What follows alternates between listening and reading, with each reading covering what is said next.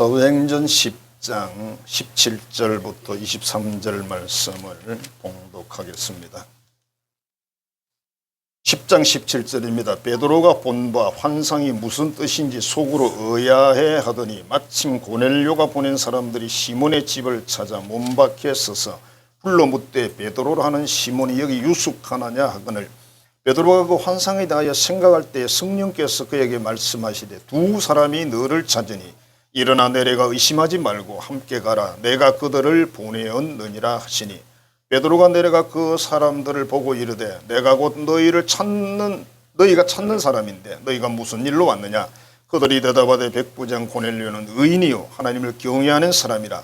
유대 온 족속이 칭찬하더니 그가 거룩한 천사의 지시를 받아 당신을 그 집으로 청하여 말을 들으려 하느니라 한데 베드로가 불러들여 유숙하게 하니라. 오늘 말씀을 가지고 내가 보내었느니라 하는 제목으로 오늘 나누고자 합니다. 그 어떤 분이 그런 인사를 한 게 있죠. 아침에 일찍 일어나서 안녕하세요 성령님 이렇게 인사한 그런 내용이 있었어요. 우리 사람 만나면 안녕하세요 그런 인사를 하잖아요. 옆 사람 보고 저런 보고 그러면 안 되겠네. 그냥 성령님을 생각하고 안녕하세요 성령님 시작. 안녕하세요 성령님. 옆 사람 보고 하면 안 되겠어 한번 생각해보니까.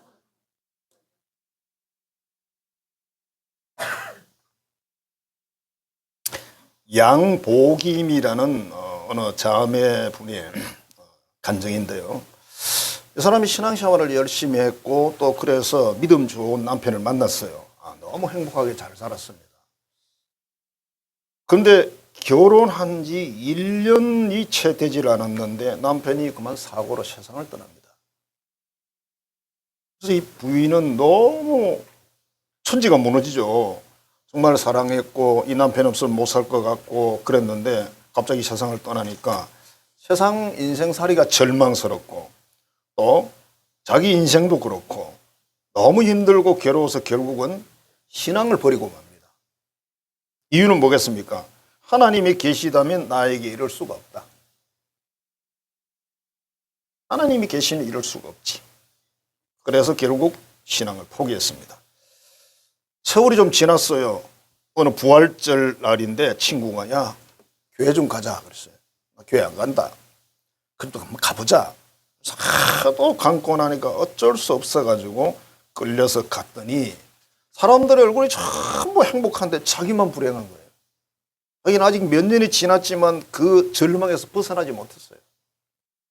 온갖 불평 원망이 있고 자기는 불행한 사람이고 이렇게 하면서 살았는데 부활주일이니까 그날 강단에서 선포되는 말씀이 요한복음 11장 25절과 26절이었습니다. 나는 부활이요 생명이니 나를 믿는 자는 죽어도 살겠고 무릇 살아서 나를 믿는 자는 영원히 죽지 아니하리니 이것을 네가 믿느냐?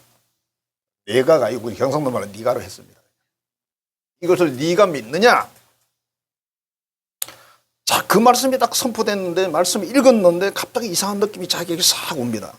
그 넓은 예배당에 많은 사람들이 있는데 자기 혼자 있는 것처럼 앞이 캄캄해집니다. 뭔가 좀 두려워서 두 팔을 허공에 들고 막 흔들었대요. 자기도 모르게. 이때 음성이 들렸답니다. 이것을 네가 믿느냐? 이분이 이렇게 이야기했어요. 아니요, 난 믿을 수 없어요. 당신이 내 남편 데려가셨잖아요. 또 말씀을 하십니다. 이것을 내가 믿느냐? 아니요. 내 남편은 죽었고요. 내 삶은 절망밖에 없어요. 안 믿어요. 또 질문합니다. 이것을 내가 믿느냐? 아니요.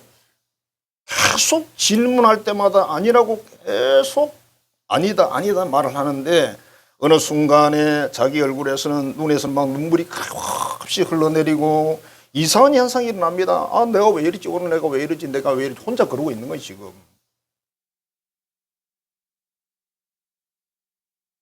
이때 갑자기 어떤 빛이 자기를 싹 감싸면서 또 말씀을 하십니다. 이것을 내가 믿느냐? 이때에 이 자매는 부활이라는 게 뭔지를 그때 이제 깨달았고요. 부활이라는 게 이런 거구나. 눈물, 콧물 막 온 얼굴에 엉망진창이 됐는데 부활. 그래. 죽음이 끝이 아니구나.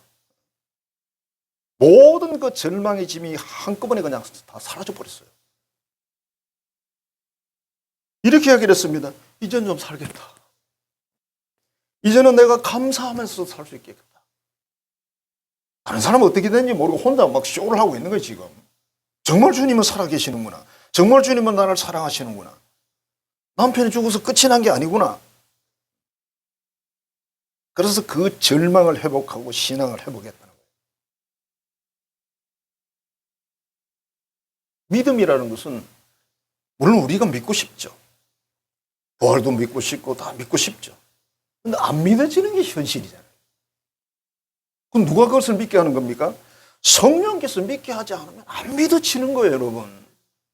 교회를 몇십 년을 다녀도 계속 물이 흘렀기 때문에 있기는 잔뜩 끼어 있는데 예수님이 구세주도 안 믿어지고 부활도 안 믿어지고 그분의 전지전능하심이나 능력도 안 믿어지고 모든 축복의 근원도 안 믿어지니까 어떡해요?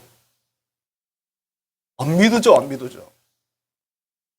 그래서 어떤 분들은 믿게 해달라고 저에게 부탁을 합니다만 저도 제가 성령이 아니니까 능력이 없어요. 그 옛날에 곽선희 목사님이 그 말 하신 게 늘 기억이 나요. 신방을 가면은 예수님이 신바람 났겠대. 왜? 가면 문제 해결해 주고 와, 그냥. 죽은 사람도 살려주고 와버려. 우리는 어떻게 신방 가요? 가가지고 그렇게 되기를 원합니다. 주님이 만져주시기를 원합니다. 예수님 이름으로 축복합니다. 아멘 하고 나오는데 뒷꼭지가 서늘한 기라. 뒷꼭지가. 문제를 해결해 준 게 하나도 없어. 하나님이 그리 하시기를 원합니다. 그러고 오니까 신방이기 힘들다는 거예요. 그래도 가해줘, 그죠?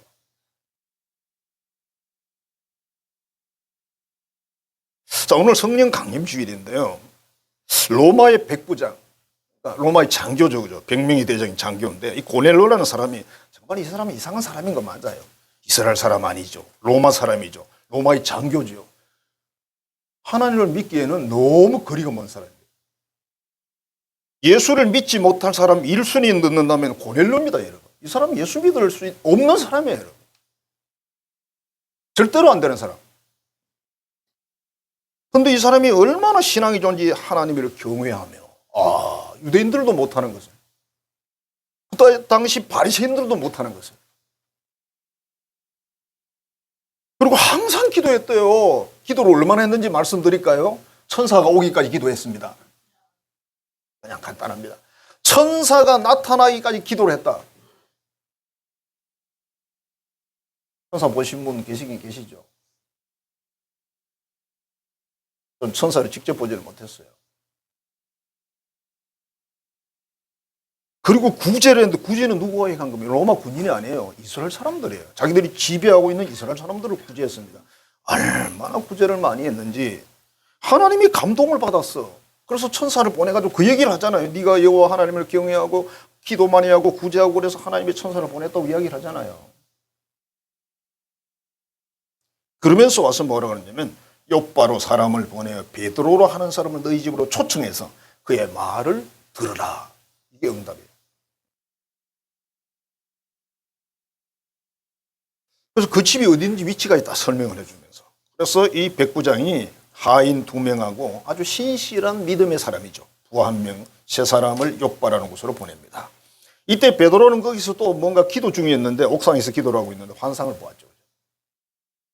환상 속에 그 바구니 속에 이상한 막 동물들이 있는데 잡아먹으라 그러니까 유대인들은 아무거나 안 먹죠. 못 먹는 것만 잔뜩 넣어놨어요. 저는 못 먹어요. 그러니까 하나님이 깨끗하게 한 것을 네가 더럽다 하지 마라. 무슨 이야기입니까? 지금 이방인들이 올 건데 이 말이죠. 너희들이 사람 취급도 하지 않는 이방인들이 올 건데 내가 보냈는데 영접해야지 이런 의미죠. 그죠? 근데 베드로는 이해할 수가 없었어요. 해석이 안 돼가지고 가만히 있는데 성령이 말씀을 하십니다. 두 사람이 너를 찾고 있다. 의심하지 말고 함께 가라. 내가 그들을 보내었느니라. 이렇게 말씀했어요. 베드로가 지금 이 시대에 어느 목사님이라면 이단 시비에 걸리겠죠. 그죠? 나는 성령님이 늘 말씀하시고요. 대화를 해요. 그러면 이단 돼요. 모르겠어요. 무슨 소리인지.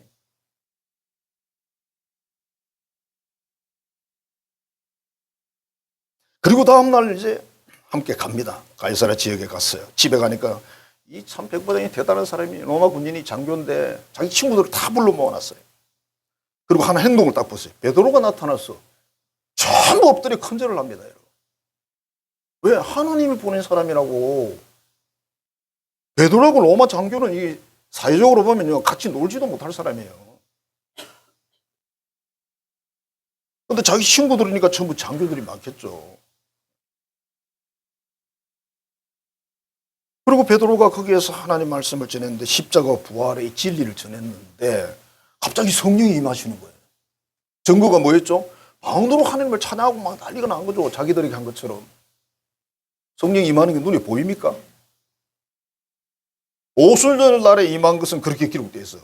바람같이 불의 혀같이 이렇게 기록되어 있는데 일반적으로 눈에 보이질 않잖아요. 근데 방언을 하면서 막 하나님을 찬양하고 그러니까 우리에게 임한 성령님이 이들에게 임하는구나. 그래서 이미 성령이 임재하였으니 어찌 세례 주기를 금하겠노. 그런데 세례를 주잖아요. 그게 며칠 더 있었는지는 알 수가 없고. 자, 오늘 말씀에서 그랬어요. 내가 보냈다. 의심하지 말고 따라가라. 가서 말씀을 전했더니 성령이 알아서 다 처리하세요. 그래서 우리 신앙생활의 모든 시작도 진행도 결말도 누가 하는 거다? 성령이 주도하는 거다. 여러분 못 믿어요. 여러분 성경을 공부해서 하나님을 믿겠습니까? 안 믿어집니다. 여러분. 공부해서 하는 사람도 신학 박사가 되겠지 뭐. 그렇죠?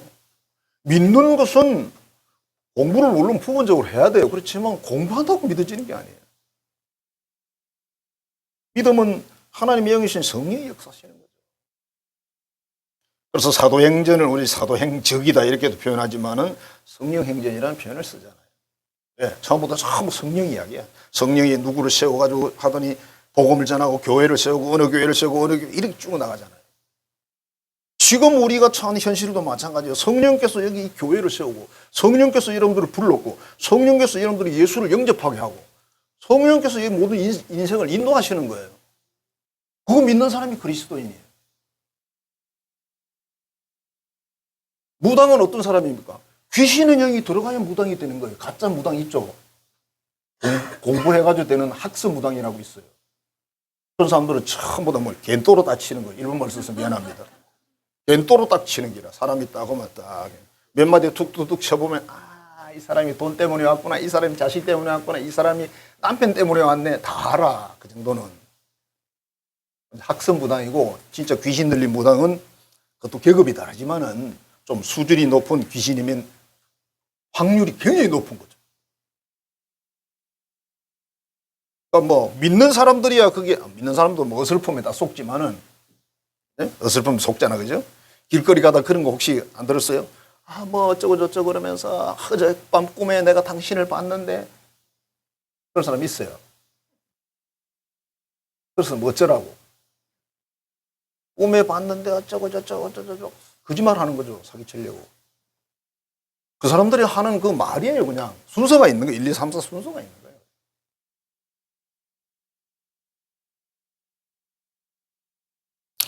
성령께서 내가 그들을 보냈다. 그죠? 하나님이 내가 그들을 보냈다. 따라가라. 그렇게 해서 이 모든 역사가 이제 이렇게 됐다. 성령님은 우리가 뭐 그냥 삼일체 하나님 뭐 크게 대해서 우리가 뭐 구체적으로 논할 수 있는 건 아니고 성령님은 모든 것을 하신다. 그렇죠. 하나님의 영이시니까. 우리 지난번 야외에 갔을 때 그 퀴즈 중에 그게 있더만요. 시험만 치면 100점 맞는데 어떻게 100점 맞냐. 그런 이름이 뭐 어디 있냐. 그러니까 미리암이라대. 미리 안다고. 미리암. 말은 돼. 근데 성령은 미리 다 하세요. 미리암이에요, 진짜로. 그냥 웃어요, 그냥.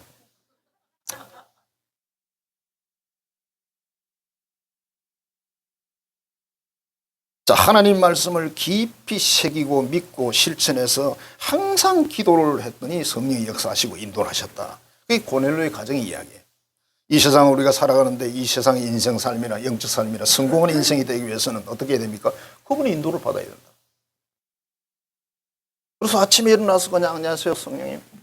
점심에도 괜찮고 저녁에도 괜찮고 잘 주무세요 성령님. 주무시진 않지만 내가 자니까 나처럼 인식하는 거죠. 그냥. 그래서 이 세상에서나 영적인 어떤 세계에서는 반드시 그분과 함께 성공하는 그런 자녀가 되자는 겁니다. 어떻게 하면 좋을까? 성령이 여러 가지 역사들을 하시는데 회개 역사를 주시는 분이 그분이다. 회개. 사람들은 회개하라 그러면 이렇게 생각합니다. 아, 하나님 잘못했어요. 제가 좀. 그거 아니거든요. 잘못했어요 하는 건 반성이고. 제가 혼자 그냥 구별을 해봤어요. 우리 옛날에 일 있을 때 그러잖아. 오늘도 동생을 때렸다. 정말 내가 잘못했다. 내일부터 안 해야 되겠다. 내일 또 때려. 그게 반성이에요, 반성. 회개가 아니고. 회개는 어떻게 하는 겁니까? 다음 날부터 안 때려야 회개죠. 참. 잘못했다고 피를 오고 다음에 또 하고 다음에 또. 그럼 또 회개해야지, 물론. 근데 그걸 계속 오래 하시면 안 돼요. 같은 제목을 놓고 회개를 10년, 20년 하면 안 되지. 그건 반성도 아니고 아무것도 아니죠. 성령께서 우리에게 진짜 감동하시고 역사하시지 않으면 진실한 회개는 없다. 회개가 안 돼.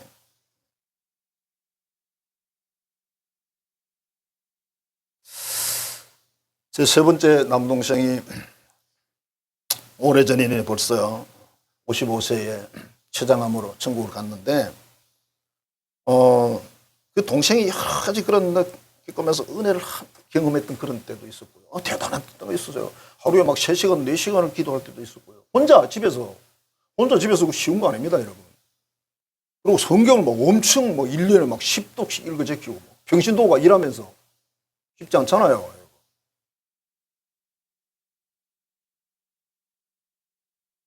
근데 이제 췌장암에 걸리게 되고 방법이 없어가지고 어떻게든 하다 보니까 또 목사님을 또 욕하는 그런 우리 형제가 또 있어요. 손수가 다른 형제가 있어요. 그게하고 입이 맞아가지고 같이 이제 막 욕을 한 거야. 저도 조금은 알죠. 그것 때문은 아니겠지만은. 그래서 형이 여기 목회하고 수십 년을 하고 있지만 여기 오질 않았어요. 한 번도요. 한 번도 안 왔어요. 뭐 자기 바쁘다고 안 오는 건지 모르지만. 그때 와서 한 달 있다 갔잖아요. 제가 뭐라 그랬냐면 너는 지금 현재 하나님 앞에 언제 하나님 앞에 갈지 모르니까 회개 기도만 해라 그랬어요.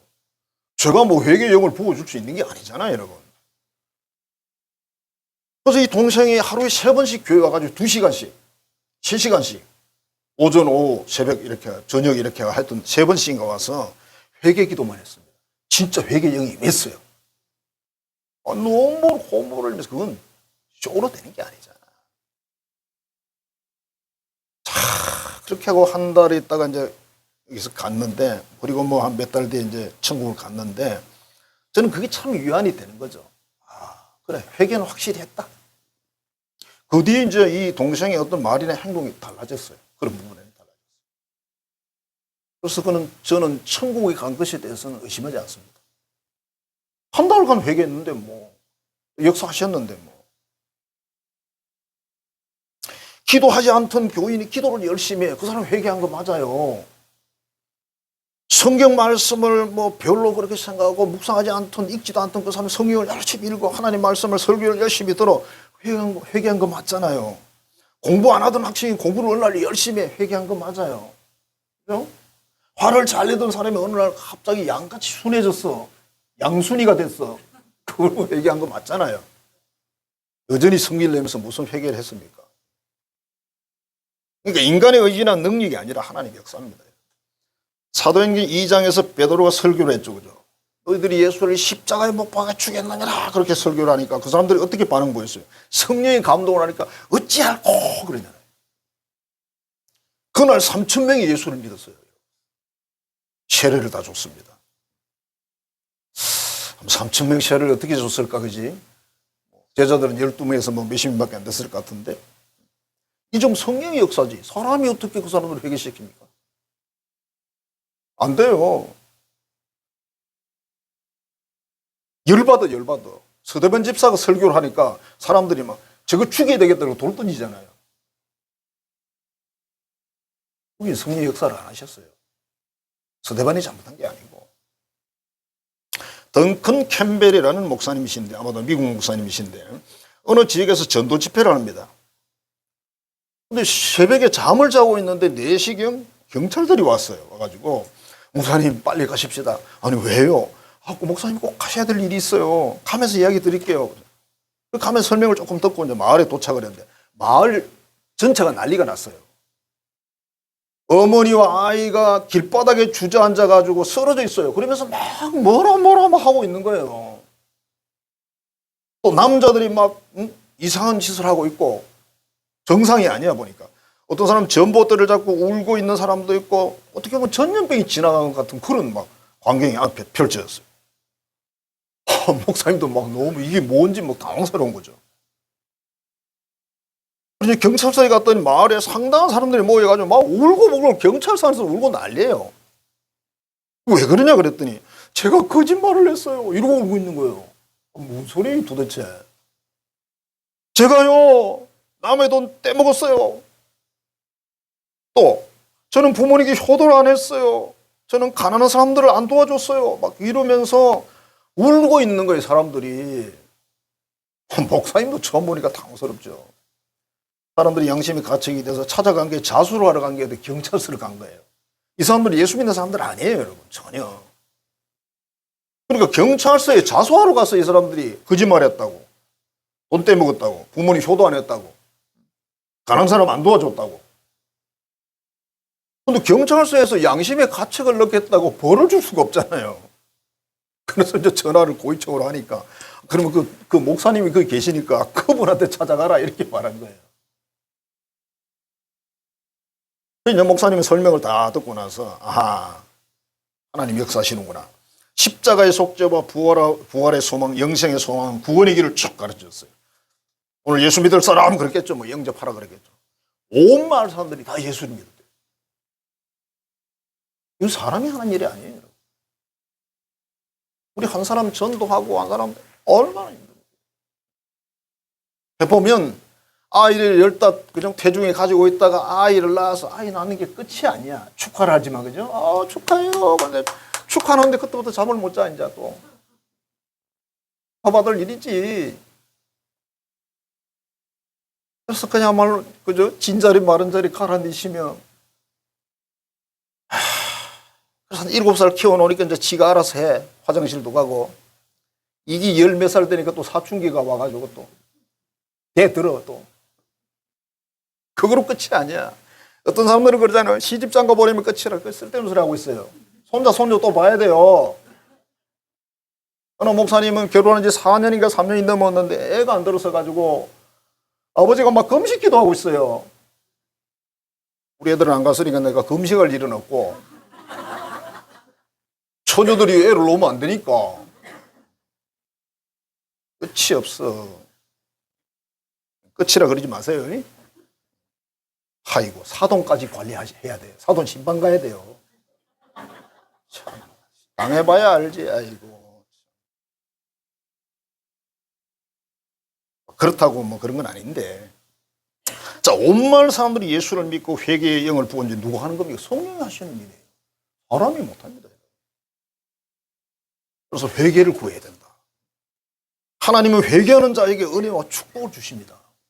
회개하는 사람에게. 회개라는 말이 굉장히 중요합니다, 여러분. 다른 어떤 종교에 회개라는 이런 게 없어요, 여러분. 영적 세탁기가 없다고요. 이렇게 말하면. 기독교는 있어요. 얼마나 귀한 겁니까? 회개할 수 있다는 거. 회개하면 하나님이 다 용서해 주신다는 거. 눈과 같이 희게 해주신다고 약속을 하셨잖아요. 그게 성령이 하시는 일이다. 그 다음에 성령은 땅을 변화시킨다. 성령이 땅을 변화시켜요, 여러분. 이스라엘 사람들이 가나안 땅에 들어갔잖아요. 가나안 땅이 그렇게 비옥한 땅 아니에요. 비가 잘 안 오는 땅이고 지금도 이스라엘 지역이 똑같은 거니까. 그런데 여기에 있는 사는 백성들이 하나님을 잘 섬기고 십계명을 잘 지키면요, 하나님이 농사도 잘 되게 하고 막 여러 가지 역사를 주셔서 넉넉하게 살게 하는 거예요. 그러나 반대로 하나님의 말씀을 거역하고 우상 섬기잖아요. 그러면 전쟁이 일어나요. 이웃 나라가 자꾸 쳐들어와요. 전쟁 나면 어떻게 해도 같이 싸워야 되잖아. 너 하나 죽이려면 나도 죽어야 되잖아. 전쟁도 쳐들어가는 거하고 쳐들어오는 거하고 달라요. 피해가 많죠. 그러니까 이 가나안 땅에 하나님 여호와를 잘 섬기면 하나님이 세상의 복을 다 주시는 거예요. 농사가 잘 되니까 먹고 남는 거 팔면 또 돈이 되고 돈이면 또 다 살 수 있잖아요. 그죠? 그럼 전쟁이 없어요. 하나님이 지켜가지고. 여러분 에덴 동산을 가만히 생각해 보시면 아담과 하와가 하나님 말씀대로 살 때는 아무 문제가 없었는데 쫓겨나죠. 그죠? 쫓겨나니까 어떻게 됐어요? 땅이 박토가 돼요. 땅이 아주 척박한 땅이 되고 농사가 안 돼. 가시가 난다고 돼 있잖아요. 이게 무슨 뜻입니까? 하나님과 관계된 거예요. 역대하 7장입니다. 내 백성이 그들의 악한 길에서 떠나 스스로 낮추고 기도하여 내 얼굴을 찾으면 내가 하늘에서 그들의 기도를 듣고 죄를 사하고 그 땅을 고칠 것이다. 땅을 고친데 진짜 땅 말이에요, 여러분. 진짜 땅. 우리가 죄를 회개하고 하나님 말씀대로 계명을 지키고 돌아서면 땅을 고친대. 그럼 여러분 이렇게 말하고 싶겠지. 목사님 저 땅 한 평도 없거든요. 저도 없네요. 그런데 그 땅이 아닙니다, 여러분. 우리가 하나님 말씀대로 순종해 살면 하나님이 우리에게 재물과 모든 걸 준다는 뜻이에요. 모든 재물과 복은 위에서 내려오는 겁니다. 옆에서 오는 게 아니에요, 여러분. 위에서 어떤 사람에게 지시해서 그 사람이 나에게 돈을 주는 거지. 부모님이 여러분들에게 돈을 몇 천만 원 줬어. 그 부모님의 마음을 하나님이 감동해서 나에게 몇 천만 원을 주는 거예요, 여러분. 무슨 말인지 알아들으셨어요? 그렇게 그 믿음의 사람이에요. 아이고, 부모님이 착해가지고 줬다. 그렇게 생각하시면 안 됩니다. 안 줍니다, 여러분. 형제간에 누가 줬다. 그건 더 어려워. 야, 형제간에 몇천 줬다. 그건 굉장한 불입니다. 그렇죠? 그런 훈훈한 소식이 잘 없죠, 그죠? 부모님이 주는 경우는 있지. 실제적인 예가 있어요. 인구 한 6만에서 7만 되는 그런 소도시인데 과테말라에 있는 지역입니다. 알모론가라는 지역인데 뭐 이 이야기는 뭐 오래전에 나온 이야기인데요. 여기 교도소가 인구 6만의 교도소가 3개나 있대요. 많은 겁니다, 여러분. 그리고 뭐 술집, 뭐 창녀촌, 마약 중독자, 뭐 마약 파는 사람, 범죄 타락의 도시로 유명한 곳이 바로 이 도시였대요. 알모론가 이 도시였다. 여기 예수 믿는 사람은 한 명도 없었어요. 7만 명 중에. 그리고 이 사람들이 여기 농업 도시인데 농업 생산량이 한 달에 3톤. 한 달에 3톤이면 여러분 2톤 트럭 기억하시죠? 한 두 차가 안 되네, 그죠? 그런데 여기 하나님의 역사가 일어났어요. 이 도시를 위해서 중부 기도팀이 파견됐습니다. 들어가서 기도를 하면서 자기들끼리 예배를 드리는데 성령이 역사하기 시작했어요. 사람들이 모여드는데 나중에는요, 하룻밤에 6만 명이 모였대요. 6만 명이 모였으면요, 말이 6만이지. 어디 모였는지 모르겠어요.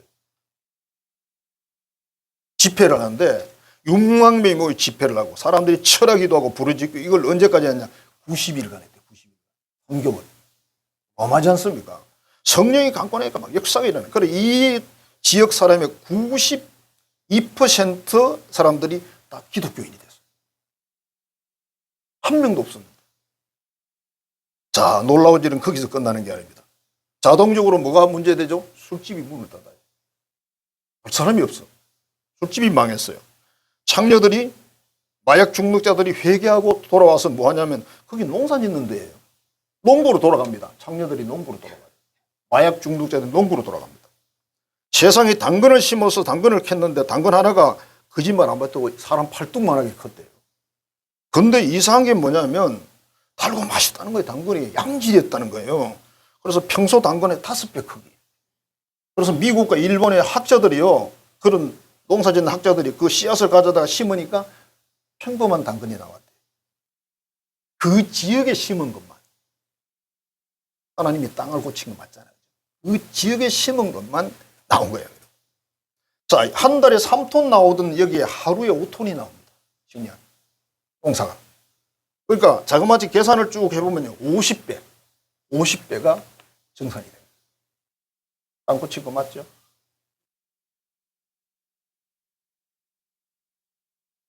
자, 이 사람들이 그걸 트럭으로 이제 실어다 막 밖에 나가다 파는 거예요. 그러니까 저절로 이 도시는 잘 살게 되는 겁니다. 그리고 자기들이 트럭에다 글자를 붙여놓은 게 있대요. 예수님은 구원자십니다. 트럭에다 막 쫙 글자를 써놓는 거예요. 트럭마다 다. 하나님께서 당신을 사랑하십니다. 이런 문구들을 써놓은 차도 있고, 예수님께서 당신을 사랑하십니다. 하나님만이 하나님이십니다. 이런 걸 막 전부 막 낙서처럼 써가지고 트럭마다 다 써가지고 다녀요. 왜? 92%가 예수 믿는 사람이에요. 6, 7만에서 92%면 얼마겠습니까? 그죠? 6만 명 이상이 된다고 봐야죠. 자, 여러분들이 들을 때도, 야, 그 거짓말 아니야. 모르겠습니다. 거짓말은 아닙니다. 하나님의 역사니까. 하나님의 자녀들이 회개하고 돌아오니까 땅이 변하더라. 그리고 우리가 정말 모든 복은 위에서 내려오는 건데 하나님 주시는 게 맞잖아요. 만복에 거는 하나님. 또 우리가 신명기 28장을 받아 그러고 전부 복은 위에서 내려오지 않습니까? 우리는 그걸 믿어야 돼요. 복이 옆에서 오는 거 아니라고. 복이 땅에서 오는 게 아닙니다, 여러분. 우리의 삶에 정말 중요한 것들이 있다면 그걸 누구에게 구해야 됩니까? 회개하고 하나님께 구해야 됩니다. 그걸 하나님이 주신다는 거예요. 이걸 믿고 주실 때까지 하는 게 우리 믿음이거죠. 여러분의 가정의 삶의 현장에 땅이 회복되기를 주의 이름으로 축복합니다. 자, 그 다음에 가정이 회복되는데 성령이 개입하니까 부모 자녀 문제, 부부 문제 이런 것들이 회복된다는 이야기인데, 오스칸 목사라고 아주 미국 지역에서 사역하는 그런 성령 그런 사역의 목사님이신데 대단한 분이십니다. 이번에 책을 봤는데요. 비행기로 이제 어느 사역을 집회라고 해서 가는데 점심시간이 됐어요. 비행기 안에서 식사 나오지 않습니까? 그러지 먹는데 갑자기 성령이 감동을 하는 거예요. 그러면서 자기가 주례한 그 젊은 신혼부부의 얼굴을 보여주면서 지금 당장 편지를 하나 써라. 아, 주님, 나 지금 밥 먹으려고 그러는데 밥 좀 먹읍시다. 뭐 그렇게 급하십니까? 비행기 안에서 편지 쓰면 뭐합니까? 날아갑니까? 그러니까 성령이 편지 내용까지 딱 보여주면서 공항에 내리자마자 붙여라 그렇게 말씀하시죠. 어떻게 해요? 뭐 종이도 없어. 그리고 네피킨 가져다 거기다가 글자로 몇 자 많지는 않으니까 20 몇 자 딱 적어가지고 공항에 내려서 뭘 넣어가지고 이제 보냈겠죠. 집회를 마치고 이제 돌아왔는데 그 사람들이 찾아왔어요. 찾아와가지고 목사님, 저희들이 보낸 패치 받았습니까? 무슨 소리? 편지는 내가 보냈는데? 그렇잖아요.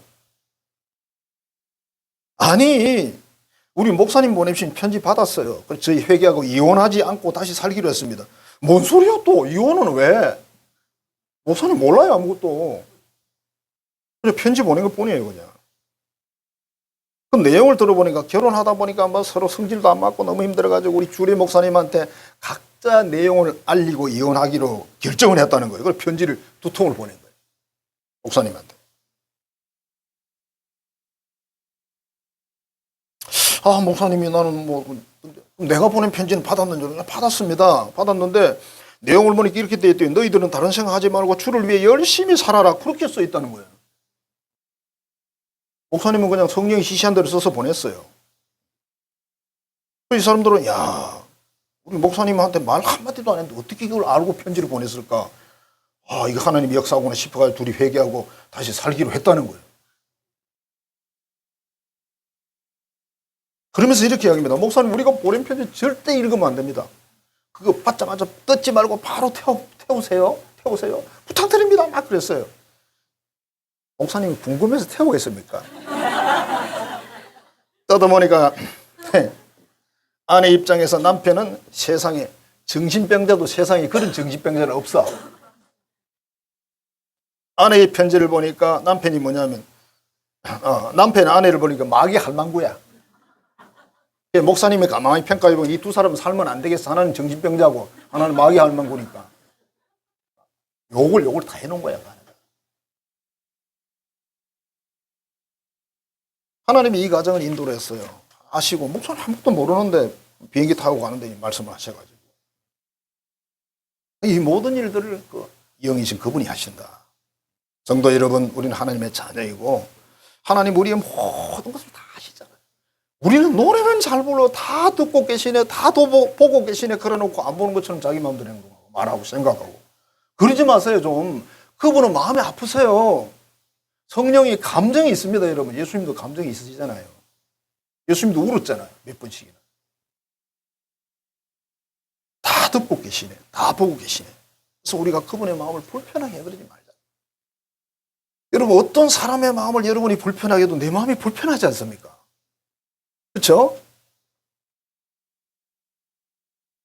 성령께서 우리의 사역이나 우리 가정이나 우리의 터전 전부 다 보고 지키고 인도하고 계십니다. 중요한 것은 우리가 그분의 뜻에 믿고 순종하는 거예요. 믿는 게 제일 중요합니다. 그 다음에 순종하는 거예요. 그러면 그분이 우리 삶에 역사하셔서 모든 것을 다 인도하시고 주장하신다. 뭐 이런 일만 하십니까? 지유와 모든 걸 다 하시잖아요. 이 위대한 성령님과 함께 동행하고 동력해서 영육간에 성공하고 승리하는 여러분 되시기를 주의 이름으로 축복합니다. 기도하겠습니다. 하나님 사랑합니다. 감사합니다. 오늘도 귀한 말씀을 나누었습니다. 하나님이 영이신 성령을 이 땅에 보내시고 우리 주님은 승천하시면서 말씀도 하셨습니다. 그 성령이 오셔서 교회를 세우고 그 성령이 오셔서 우리 영을 감동하고 우리를 믿게 하고 지금 또 이 한성교회를 세우신 줄 믿습니다. 하나님 우리 평생에 그분과 동행하고 동력하여 하나님의 뜻을 이루어드리고 그분의 은총을 입고 이 땅에서도 승리하는 인생을 살고 성공하는 인생 또 영적 승리의 인생 살게 해 주옵소서. 예수님 이름으로 축복하며 기도하옵나이다. 아멘. 이제는 우리 구주 예수 그리스도의 은혜와 하나님의 극진하신 그 사랑하심과 성령의 교통 교제하시며 진리의 길로 인도하심이 또 그 교제하심이 믿음으로 또 수용하고 받아들이는 그분과 동행 동력하기를 원하는 모든 자녀들의 머리 위에 이제로부터 영원토록 함께 하시기를 간절히 축원하옵나이다. 아멘.